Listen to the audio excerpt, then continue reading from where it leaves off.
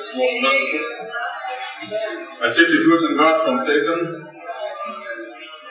I have a lot to say.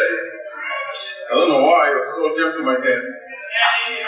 And it is very important. I say I have a lot to say, and I was anxious to change the schedule. So when we were ahead of schedule in the morning, and Shahnaz was speaking here, we decided to change the schedule, right? But this is destiny. It is destiny that I speak now at this time with you, certain people in this hall now. Because when we attempted to change the schedule, what happened? We couldn't do it. And the rain was only here around on the dining hall. It was only the rain and the lightning was only here. So we had to go back to the original schedule because it is destiny that I speak now. When you go to school and enroll in a course and they find that you are deficient in some information, they send you back to school to take some prerequisites. You go and take physics or physical chemistry, and then you find formulas that have things called differentiation and integration and funny signs, and you don't understand the thing. You say, oh, you didn't take calculus? You say, no. So they send you back to school, so go take some calculus and come back. And this is what happened to us. We were in God's kingdom, and some deficiency was discovered in us, and some fellow preachers suggested that we be flunked, failed, and send them all to hell. And God said, I'm going to send them back to school, give them a textbook. This is the textbook. And then test them, and if they make it, they can come back. Go take some calculus and come back.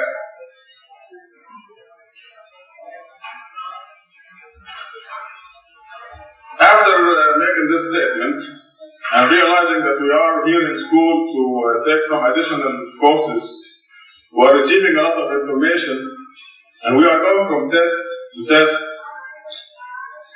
I want to congratulate you, most of you, for making it, because you have passed the most difficult test. And the most difficult test is to have one of us, a human being like us, claim that he is a messenger of God. It's a very difficult test, and I can see now why God calls them a Sabiqun. Those who are the elite of the elite, Sabiqun is Sabiqun, the elite of the elite. Because it's a very difficult test. And I myself went through it, so I'm speaking from experience. And God says they are كُلَّةٌ مِنَ الْأَوَّلِينَ, many from the first generation. We are the first generation. وَقَلِيلٌ مِنَ الْآخِرِينَ, a few from the later generation. We are the ones who took the difficult test. Many will be jumping on the wagon in the near future, and thousands and millions are going to join us in the future. But they don't deserve as much credit as you. I was staying at Farima and Amir Kuleni's house in San Francisco a couple of months ago, and Farima and Amir, like myself, who grew up with the traditional Islam, they told us that Muhammad was the last prophet, the last messenger. But Farima and Amir passed the test, and they accepted me as God's messenger. They looked at the evidence, and they believed me. They actually believed God, because God said, لَا يَمَسُّهُ إِلَّا الْمُطَهَّرُونَ. God said that none can touch this book of mine except those who are worthy of it. And they said, since God revealed the miracle Quran through this man, then he cannot be a liar. And they concluded that God was telling the truth. It's not as easy as I'm telling you now. It's a difficult test. They pass it very easily. A couple of days later, after I stayed with Farima and Amir, the neighborhood children came to ask, who is that messenger of God? Because Farima and Amir's children went around and said, this was sleeping in our house. For the children, for the youth generation, now God says He promises al-husna, beauty, enjoyment in heaven for all of the believers, but Farima and Amir's children cannot get the same credit as Farima and Amir. These are children, they're growing up, they have no hang-ups. They say, the parents said this is God's messenger, and we believe it, and for them it's easy. Can you see the difference? So I congratulate you. The test is very difficult. And I said I passed it, I went through it. Alhamdulillah, I did pass it because I am like you. We are in the same boat. I am required also to believe that Rashad Khalifa is a messenger of God. And it took me 8 years. Some of you are probably better than me in that respect. It didn't take you that long. But it took me 8 years. And this gives me a chance to make it up to some of my most beloved friends. Edith, who is Edith? This man is the most curious creature on earth. He's very curious. He knows your grandmother's name by now. You may not know that he knows, but he's very curious. And he comes to me and he goes to the supermarkets and reads all the pamphlets and all the bulletin boards, everything. He's very curious. And doesn't make it easy, but he comes to me and says, how does the revelation come to you? Do you see Gabriel? What does he tell you? What do you tell him? On what form? And it is very difficult to convey this to him, and I can see the disappointment in his face. He is very dear to me because he is a believer. Firuz Karmali is also a very curious person. Ratul will tell you that. Very curious. And he asked me the same question. And he's very, very dear to me, Firuz Karmali. And the disappointment on his face just breaks my heart. I don't know what to tell you, so I'm going to tell you now. I see the disappointment on Edith's face, and I see it on Firuz's face. I don't know if I can satisfy their curiosity or not, but I will try. There is a precedent in the Quran. As you know, Gabriel appeared to Maryam. He told her he was Gabriel. But what did she say? She said, Inni a'udhu bir-Rahmani minka. I seek refuge in God from you. In kunta taqiyya. So she assumed that he is Satan, or an agent of Satan, or something bad. And before we jump to any conclusions, I want to set some records straight. Gabriel is a messenger of God. He is the messenger who carries revelations. He is an angel. God calls him a Ruh al-Amin, the honest bearer of revelation, a Ruh al-Amin. And he is, we may have human visions of Gabriel, and we may convey on him human characteristics, like you may say, you're God's messenger. And I say, get away from me. You say, we will think that he'll get mad and say, I'm telling you, you're God's messenger. No, he doesn't. He is very mild, very understanding, very gentle, and very respectful. And he never utters the things that we would utter. Like, I'm telling you, you better do the announcement or listen. It is amazing because God gave them certain powers, they see certain things, and they have a tremendous understanding. The angels do. So they're really angels. The word angels, as we understand it, is very fitting. Now, I went through the test because the way the revelation comes to root in the deep is that when God is sending information to us, Gabriel seems to just take over my brain completely. And nothing else, I can do nothing else except deal with the piece of information that is coming. So, I stated in the perspective one time that Surah Yasin, verse 3, إِنَّكَ لَمِنَ الْمُرْسَلِينَ, I said it that most assertively. Gabriel told me that إِنَّكَ مِنَ الْمُرْسَلِينَ, verse 3, applies to you. Surely you are one of the messengers. And I try to avoid that because it's a very strong statement. And I grew up saying Yasin. I was even told that Yasin is the name of Muhammad.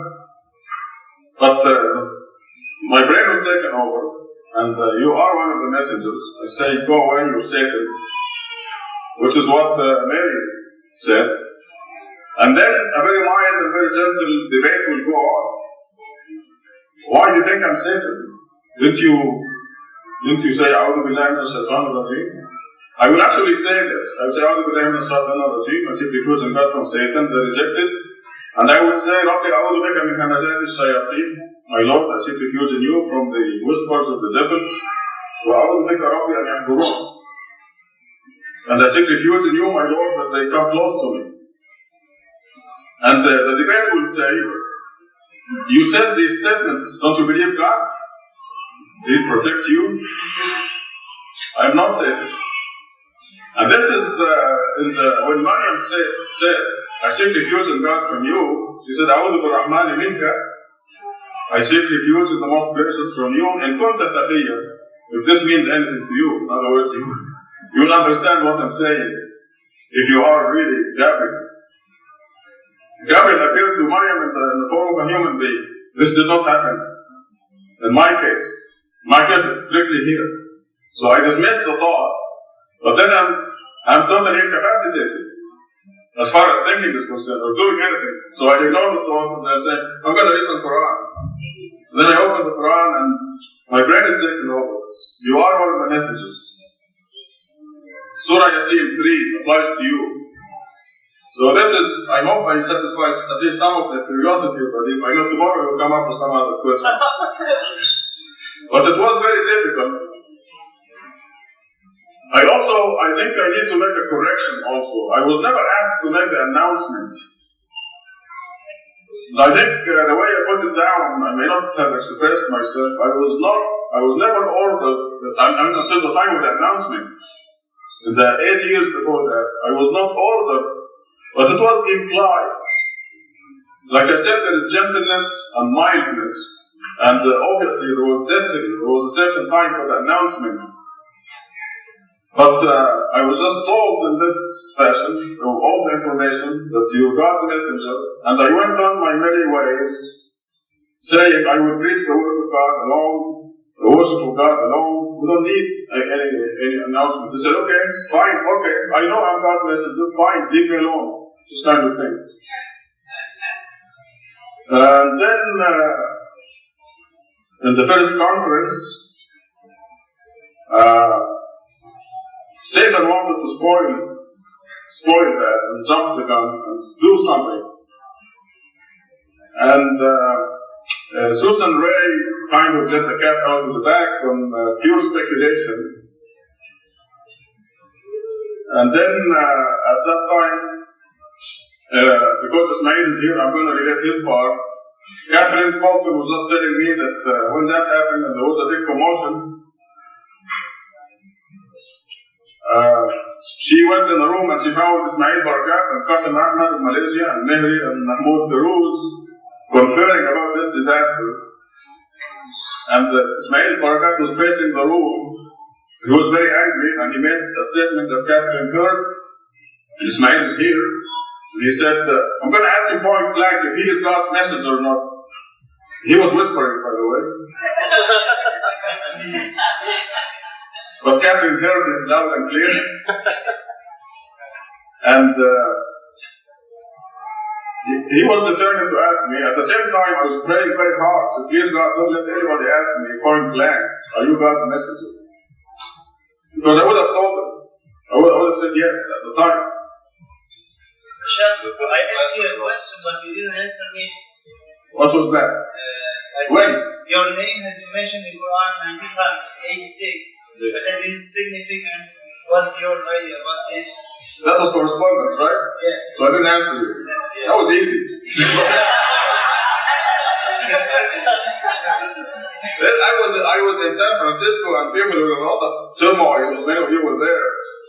And here is this Ismail Barakat, a hard-headed Egyptian, determined, really determined. He let me up to ask me point blank, are you God's messenger? And I was. Catherine said that she was watching me and I was very quiet.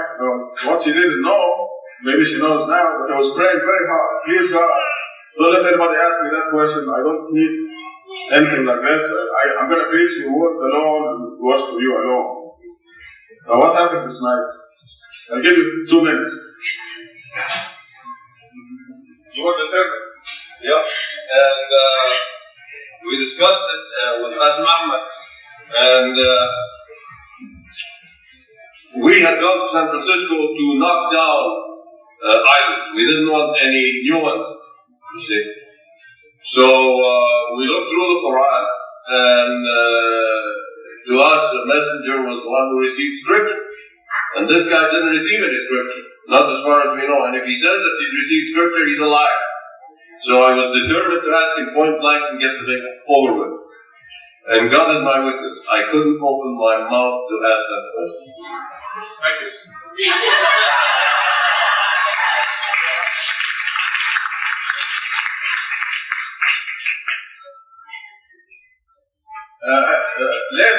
Sometime later, Ismail was telling me, I can't explain why. I was so determined to ask you and what made me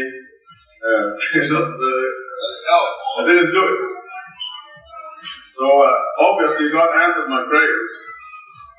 And time went by and I had to make the announcement.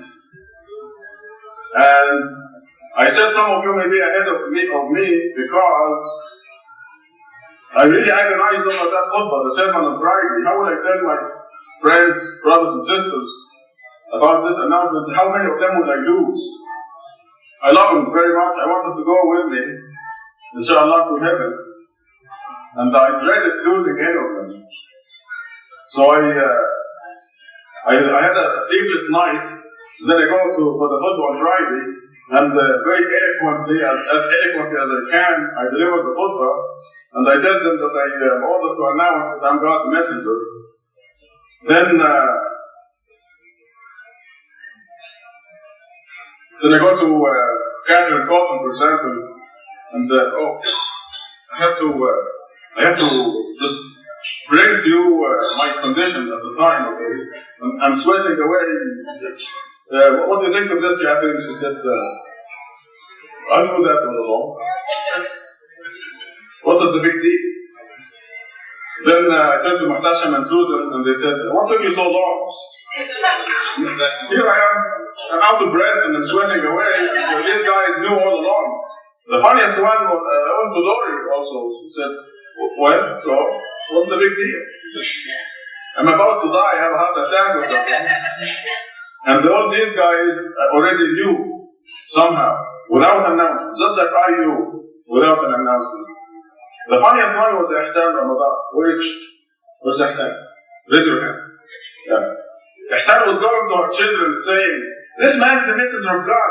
I know he's the messenger of God, but does he know? How can I break this news to him?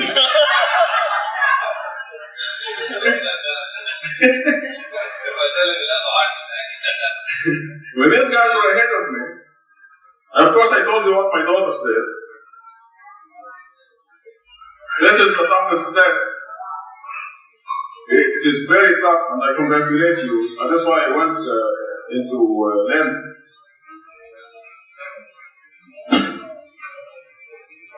We also tried to take account of this conference, and I have lost some of my dearest friends because I was subtle. But so I'm not going to be subtle. Mahmoud read the verse that says they are merciful among themselves and harsh on the disbelievers. I'm going to name names. I'm going to be direct and straightforward. after congratulating most of you, there are a few individuals who I'm afraid may go to hell. If they're guided, they will love me for saying this. If they're not guided, they will hate me, which doesn't make any difference. So I was standing in the last line, and Lydia said how nice and smooth the conference is going.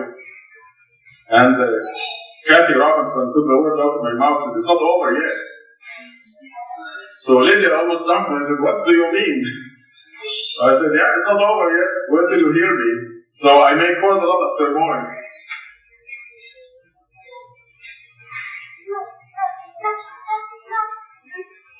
I need to remember the test.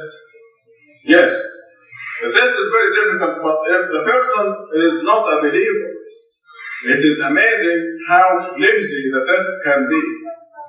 And they flunk. And this happened to some of my dearest friends. Because inside their heart, they were not disbelievers. They were not believers. Flimsy, by flimsy, I give you an example. This is not what happened, but it's an example. They will come to the masjid, they will look at the miracle, they will read the translation, they will discuss the matter with me, they will say, worshiping God alone is reasonable, this is what we believe. Following the words of God alone is fine, this is what we believe. Then they go out and a block away, they meet somebody who tells them, guess what? Rashad Khalifa fixed his nose. He said, he does? I will never go there again. That's how flimsy the test can be. You know. I mean, here I was show them the miracles that God revealed through us, the believers, a whole bunch of us. And then, for a flimsy reason, they will flunk the test. It's a very difficult test. But then, it reflects their belief or disbelief inside. We had many people come to the mosque and to the Masjid Tucson. They come to the Quranic studies, they come to the private prayers, and they will be seemingly good believers. Now, this is what actually happens. And then, of course, they have to be tested. Surah 2, verse 2 of Surah 29. The people think they will be left to say we believe without being put to the test. We will surely test them to distinguish the truthful from the liars. They have to be tested. And it is in my best interest. But I happen to fall in love with people easily, especially when they say, we're believers. I was telling you that Eddie is very dear to me, the rules very dear to me. And I explained to you this matter of revelation, even though it is really impossible to convey. I want to tell you anything. I want everything to be open. I don't want anything to be mysterious. And I don't want you to hesitate. If there's anything mysterious or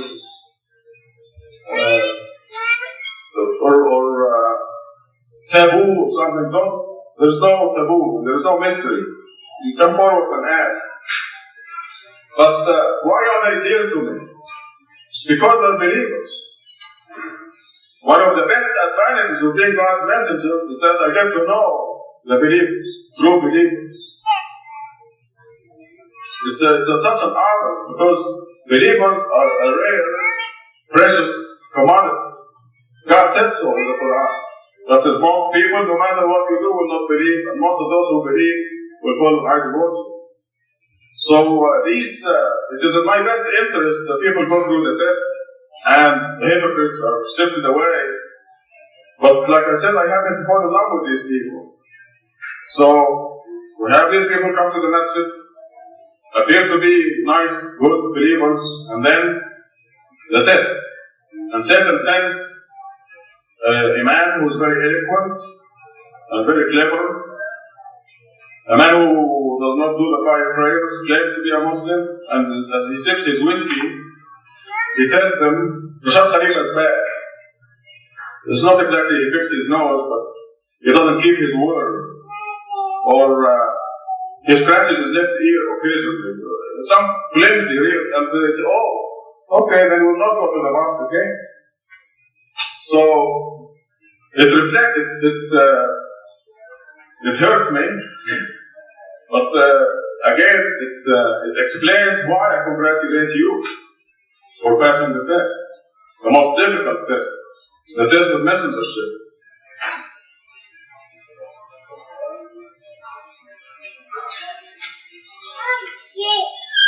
I don't want to miss anything. I wrote some notes very quickly here. God says, I will divert from my revelations those who are arrogant. And the only reason people flunk this very difficult test is ego. And God goes out of His way in the Quran and repeats that, say, I'm a human being like you. I am a human being like you. And you know what you are. You're not perfect. Nor is God's messenger, whoever it is. I'm a human being like you. The key word is like you.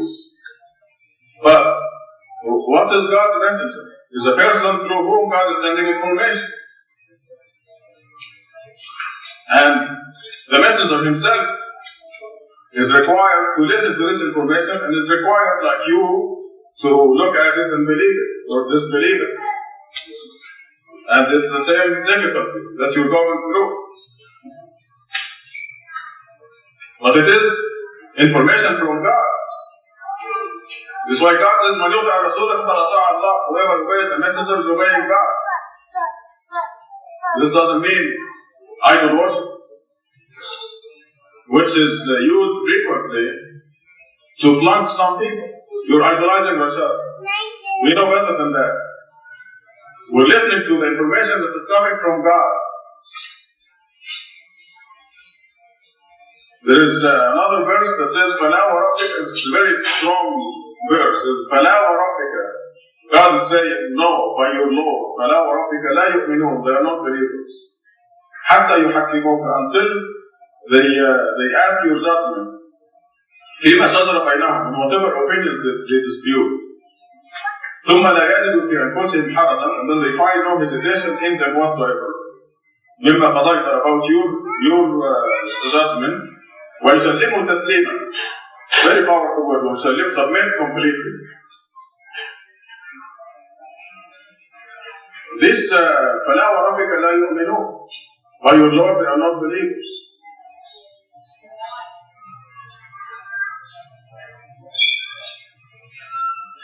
There is a lady from Vancouver, whose name is Christina. She stopped me this morning. Christina, I'm not sure. And she told me, I believe in God alone. I worship God alone. I believe the Quran alone. I don't believe you're a messenger of God. What did you say? And I appreciate that. And I also said that you are equal and all together. But I certainly never said you weren't a messenger. I believe you are.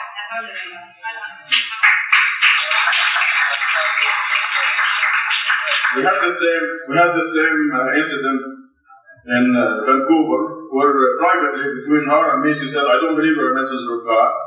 And then when I said it, she came out in public like this and said, I believe you're a messenger of God. I appreciate it. So what were you telling me this morning? Why did I said that I believe that we should teach the brother, all of us, the reading of God ourselves through reading the Quran and through prayer, and not make decisions in their own personal lives the way you have been doing. I think it's a dangerous action. I came out of the church where they did that, and the minister that was the head of the church, Reverend W. Armstrong, years ago, was led into sin, and I believe it's because he did not teach the people to lean on God alone. He taught them to lean on God. I believe he did, actually. Reverend W. Armstrong was a great man, and I believe he did not believe Jesus was God, the Son of God, and I believe he's a Muslim. He did at the beginning. He did teach people to be led by God alone. But at the end of his life, he was teaching people to do what he said. And that's the problem. Okay, so you're telling me what to do? No, I was trying to warn you privately, not to read the Bible. Like you, I was trying to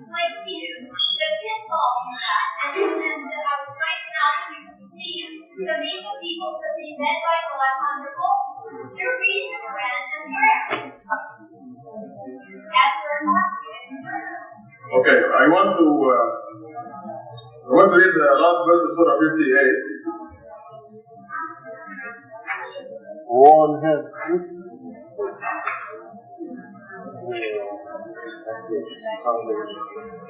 Under the subtitle, Run for Your Life, it says, you will not find people who believe in God and the last day, praising God to oppose God and His messengers, even if they were their parents, or their children, or their siblings, or their tribe.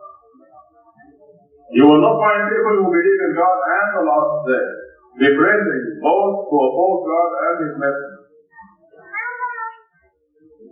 Do you believe I'm God's messenger? Do you do the contact prayer the way I do? No, you don't. Does she do the prayer the way I do, Reverend? No, they don't. Thank you.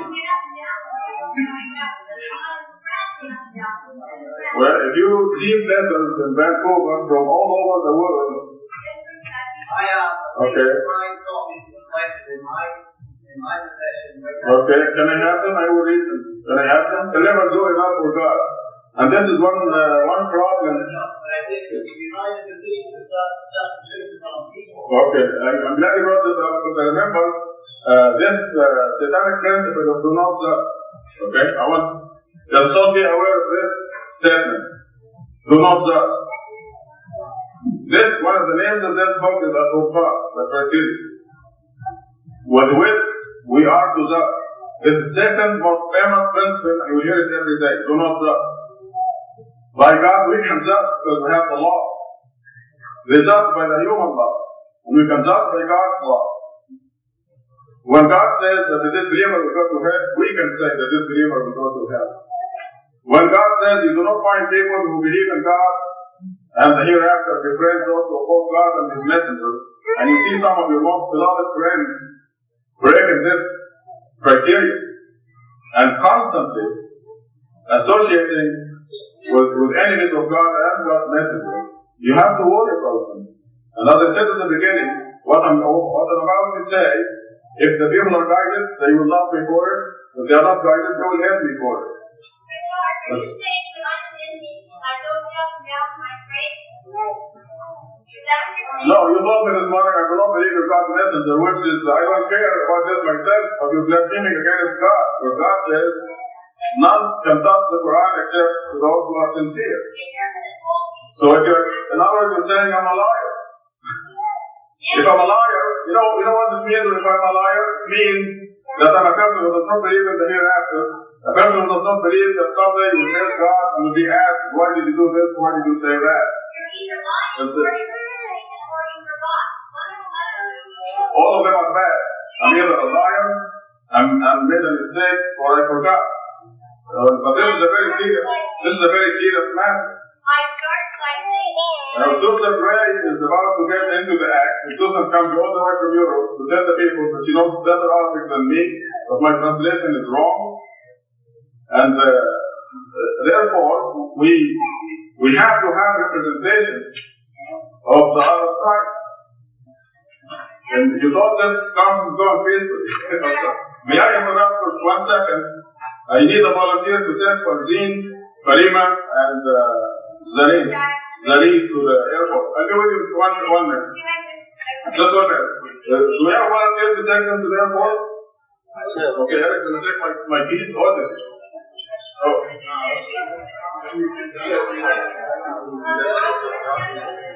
You'll take my car.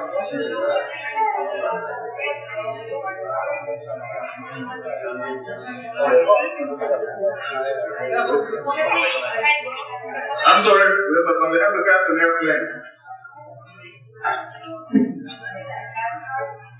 Sophie and Raymond and Susan, I hope you don't mind my practice, but I just want to say,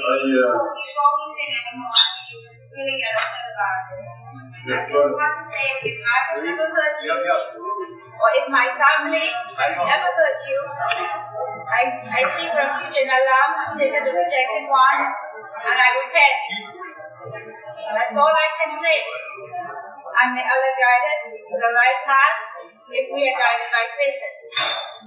Sophie, I'm in the same boat with you. I'm striving to make it to heaven, inshallah. And I want you and Raymond, I know you're striving to make it to heaven, but I think I love you too much, maybe.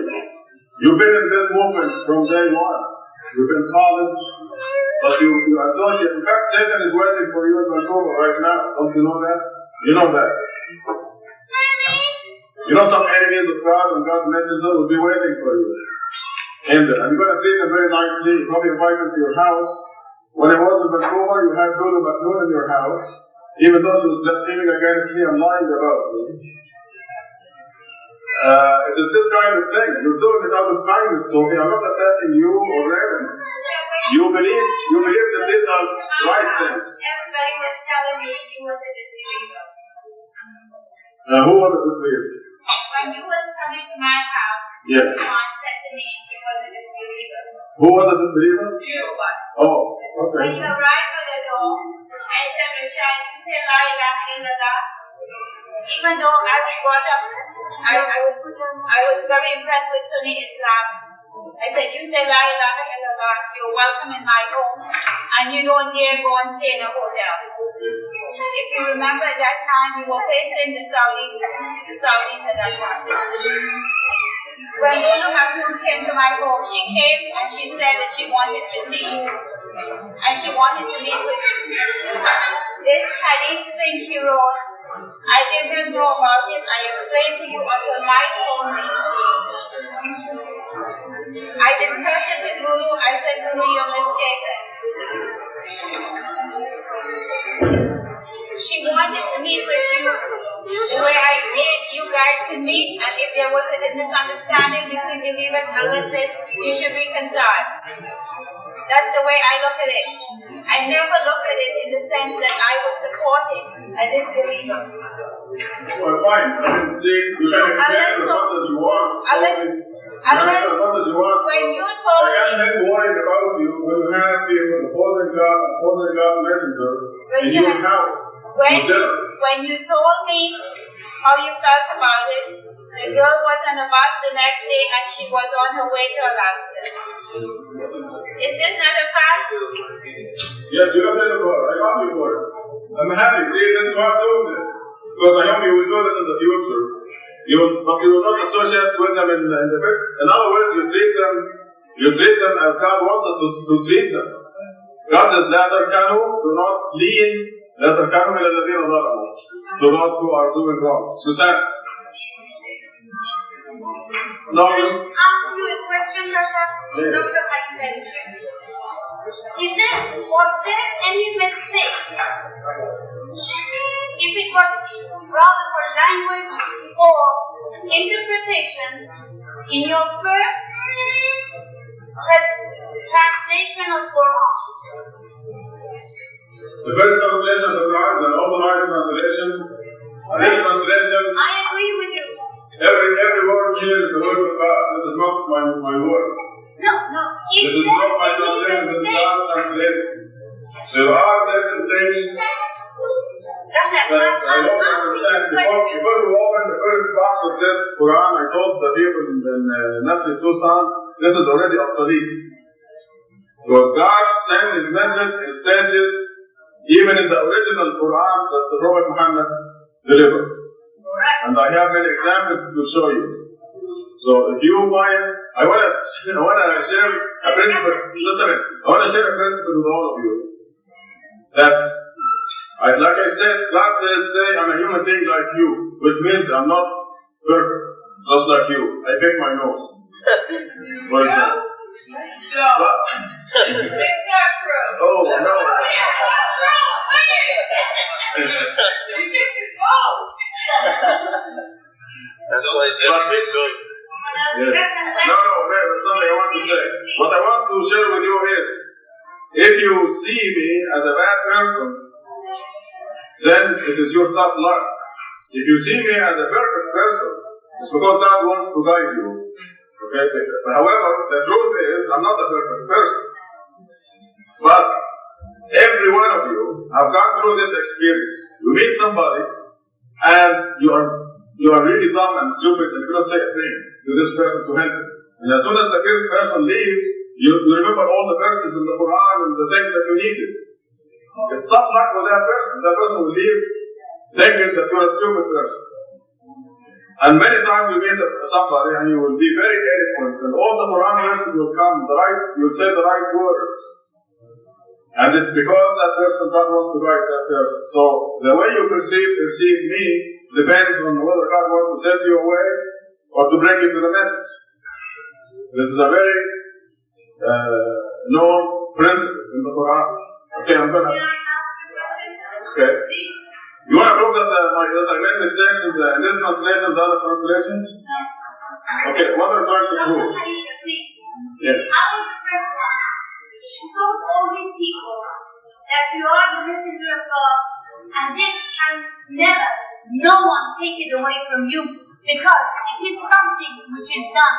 You have brought the key to the mathematical code of Quran. This is absolutely undiscussable. What? Okay.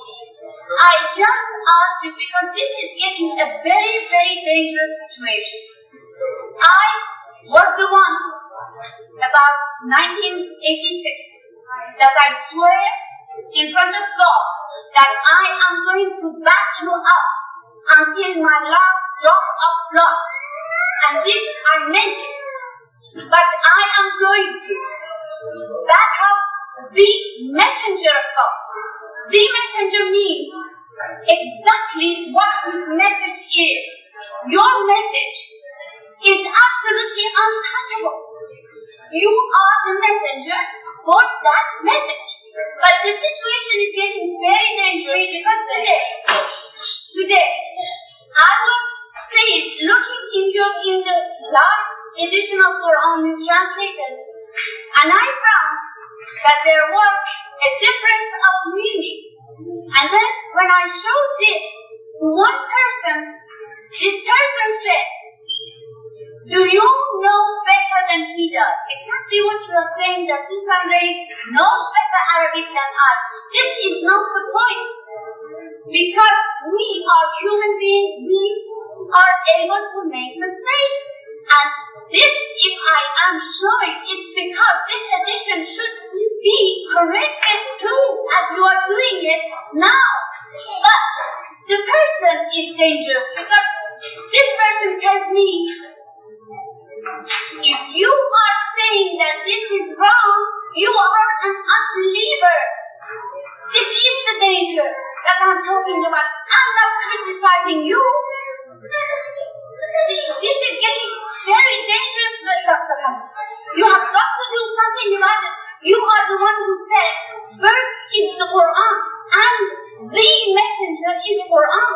We have got, God said that you have one ummah. It means one line, and this is this You're Quran. dividing it, Susan, you're dividing the ummah, and this is, everybody knows that. You know, if you're really sincere, and you really worry about the message and the messenger, you will come to me and ask me, because I'm the one who made that change, if I made it. Whatever you were asking, showing the person that I made a mistake or made a change, you will come to me and discuss it with me, because I have no one concern. You're subverting the message. You're telling the people, you're putting doubts in their heart. I'm not. This is the danger, because every time that I said that there might be a mistake, these people, they thought I'm against you. This is ridiculous. What is the purpose of telling me there's a mistake? Why don't you come to me and then together I will share it with everybody? I said it last year.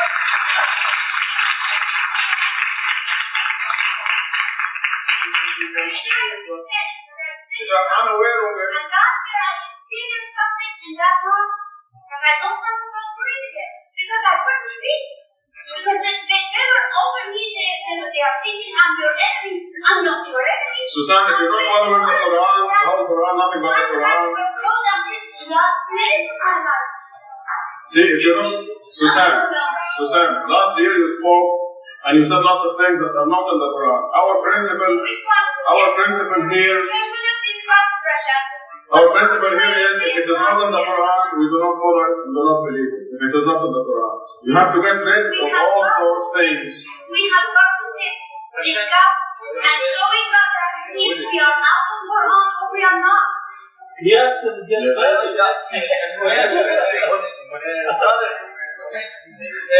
Susan may have some good points, may have some mistakes. Last year, she insisted on a point. She claimed something very strange.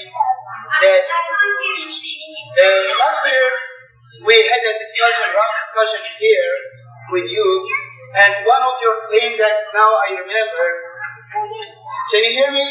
Okay. One of your claims that I remember now, that at the end of 88, somebody will come and from darkness will pass to light. Now,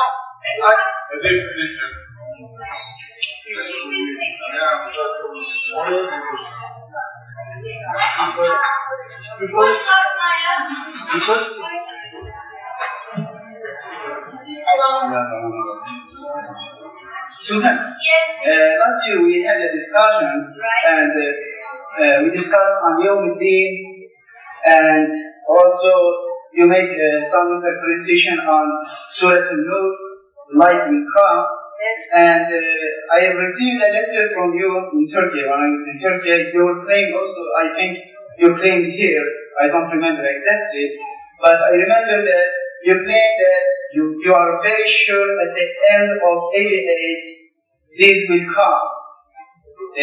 I don't know, somebody what it is. It will come. Now, I want to change the subject. I want to ask you, what has come? If it is so important, I want to give you a chance. I will ask Rashad to give you a chance. What has come at the end of 88 that should have changed, supposed to be changed, everything in the earth? If this is a mistake, but you made a lot of trouble that time, you will claim it and you will show. Why trouble? Can't anyone say what you think? Yes, we discussed. This is the only place that we have the liberty from God to speak. Sure. And this is what I have hoped But that now I want to point out something. will be different from the others. Okay. If we insist on our vicious idea, if everybody can separate an hour from Quran, this year will begin. I am sure you must believe in this. Or You I understand. to Sunday, I'm not going to believe what you say. Who is going to make you? Excuse me? Who's going to make you? Force you? No, not force, but we are Not to get you back. here must agree on subject. And thank you.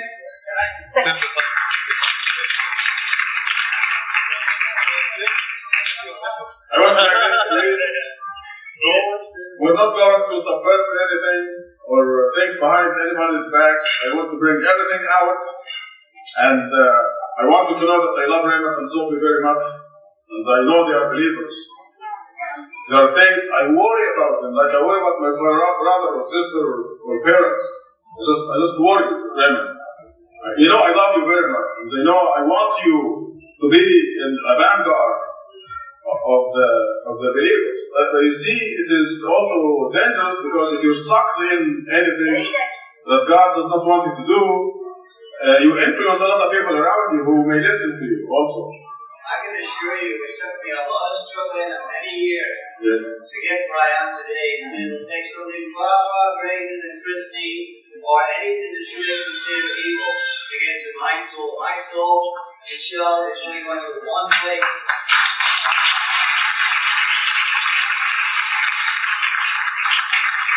This is my hope.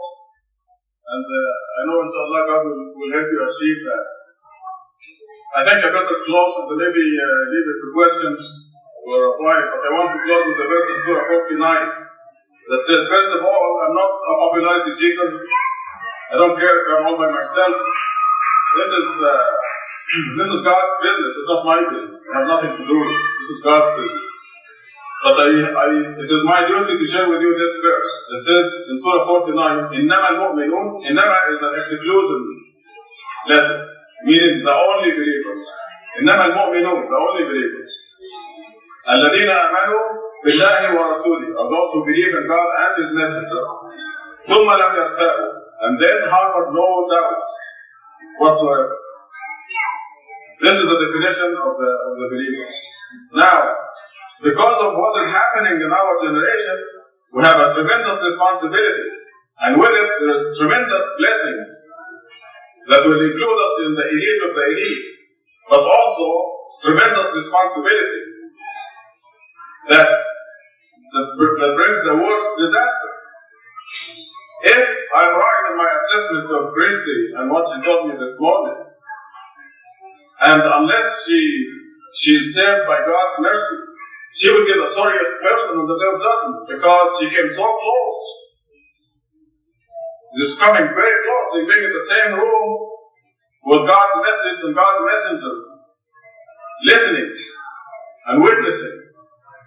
And on the day of judgment, we see this in Surah 57. I'm going to read this and quit. Have you asked the question? When you come so close, it is very dangerous. There are only two extremes in this room. There are only two extremes. The extremely fortunate, those who are fantastically fortunate. And then there is the worst, disbelievers. There is no in between in this room. You're going to go either to the top or to the bottom. And it is your neck. The truth is evident and falsehood is evident. And you make the choice. I'm not interested in numbers or popularity or how many millions. I really don't care. I'm amazed how many people are believing. I'm amazed. I'm gratified. And I'm very happy. Surah 57.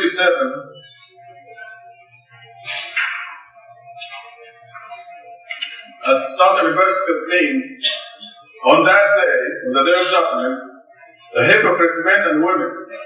These are hypocrite meaning people who claim to believe, but in their hearts they are not believing. The hypocrite men and women will say to those who believe, will say to the elite of the elite, please allow us to absorb some of your life. In other words, we need energy, we need food, we're hungry. Give us some of your food, some energy, some light.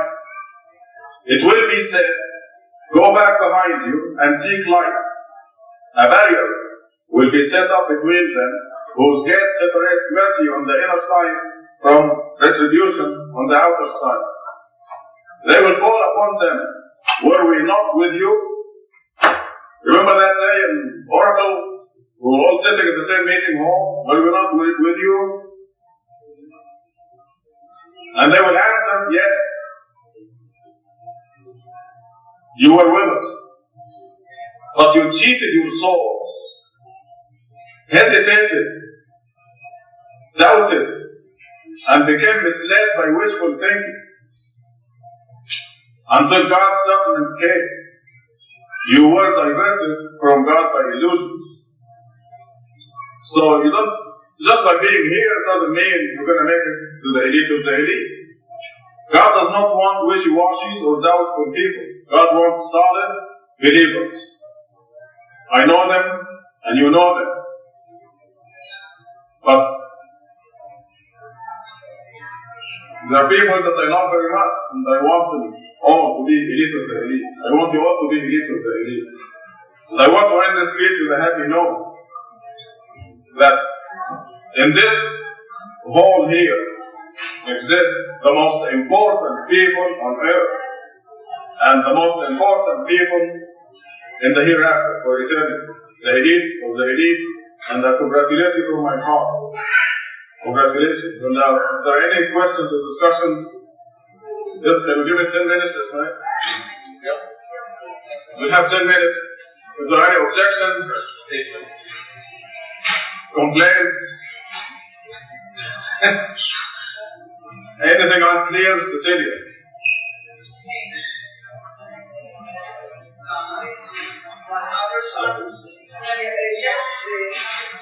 Yesterday, Muhammad came to me and he said, yesterday Muhammad came in and he said that he saw the sun going down to the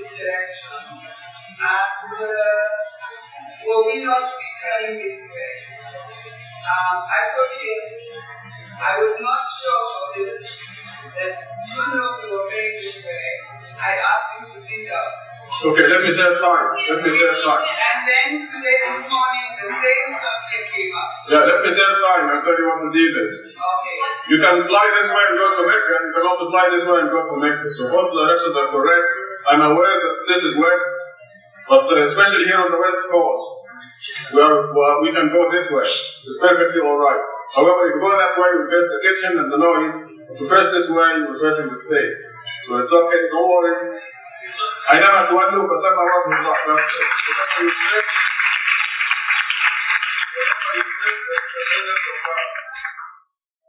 Other issues? It's not a question. Last year we learned the name of the mirror oracle.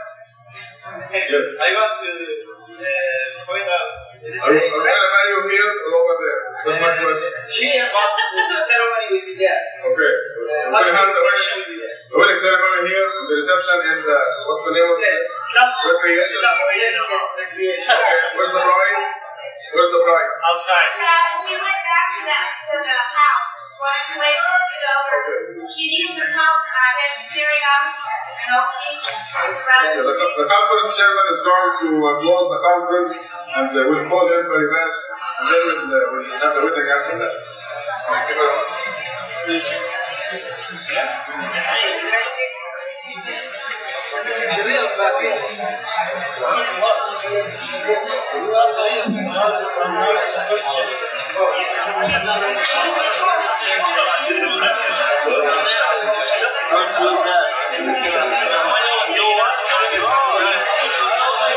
How much